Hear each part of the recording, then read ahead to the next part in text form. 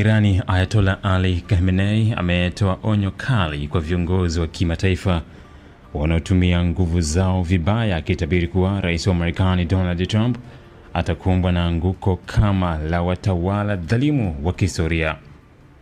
Kupitia machapisho yake mbalimbali katika mtandao wa X usiku wa Ijumaa, Khamenei ametumia mifano ya kidini na kihistoria, akisema rais wa Marekani anayehukumu dunia nzima kwa kiburi anapaswa kujua kuwa madikteta na watawala wenye kiburi duniani kama vile Farao, Nimrod, Mohamed Reza na wengineo walishuhudia anguko lao walipokuwa kwenye kilele cha majivuno yao.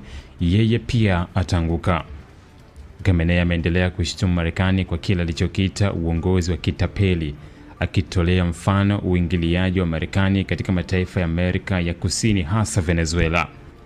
Ameeleza kwa Marekani haina hata aibu